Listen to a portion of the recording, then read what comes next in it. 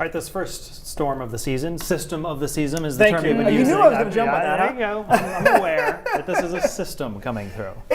Yeah. I mean, for a lot of us, it'll be the first snow we see this season. I'm just afraid to use the word snowstorm because then what are we going to call that storm that comes in January and February? It's a real okay. A blizzard, I guess. I don't know. Nor'easter? A nor'easter, yes. And this will not be one. This is just aptly put by Brian. It is a system that has some winter precipitation, and it's got two lows, one towards Chicago, the one towards Washington, D.C. This one's starting to take over, and that's the one that's going to move towards us.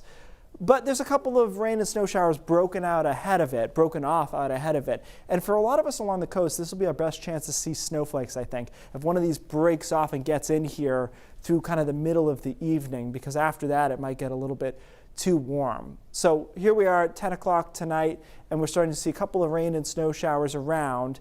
And again, it is initially snow for most of us, but the coast is going to be a real fight. We're going to be in the upper 30s. If dew points are low enough, we'll be able to evaporate that and get what we call evaporative cooling, which allows snow to occur, but it won't accumulate along the coastline because of that temperature being too warm. But you go inland, you can see that rain-snow line is not too far from the coast, and it's snowing pretty good here through the late night hours, early morning hours on Wednesday, 3 in the morning. This is what we're showing you here. And then by the middle of the morning commute, we start to push this rain-snow line pretty far inland. And I think we get to the northwest of Sebago Lake and through Raymond here, and then also to the east of North Conway. It stays snow in Bangor and into the mountains until the afternoon. That's when the whole system kind of rips apart, and we end as either drizzle or freezing drizzle in the late afternoon. So if you have a very good eye for detail, you'll notice that I slightly moved this line a little bit northwest, but it's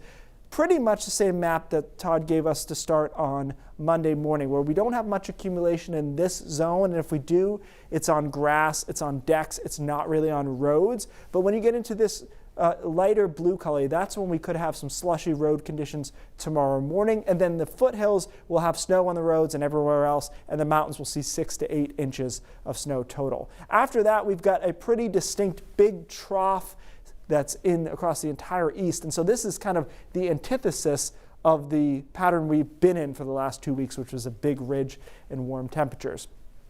Kiss those goodbye. 30s, 40 at best, overnight lows, 20s, and some teens.